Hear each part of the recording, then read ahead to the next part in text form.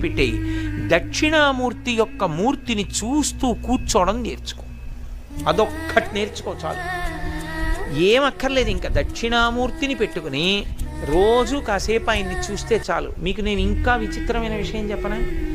సంటి పిల్లలు కొంచెం కొంచెం పెరిగి పెద్దవాళ్ళు అవుతున్నప్పుడు ఇంట్లో అందమైన దక్షిణామూర్తి విగ్రహం ఉండి, విగ్రహం అంటే ఫోటో కనీసం ఉండి, పిల్లలు కాసేపు దాని వంక చూడడం అలవాటైతే మీరు చూడండి, నేను యథార్థం చెప్తున్న, పెద్దలు నిర్ణయం చేసింది, వాళ్ళు కళ్ళు తిప్పి ఆడుకుంటూ ఆడుకుంటూ పాకడం కూర్చోవడం వచ్చినప్పుడు చూసినప్పుడు వాళ్ళు నిశ్చలంగా కాసేపు ఇలా దక్షిణామూర్తి వంకే చూస్తారు.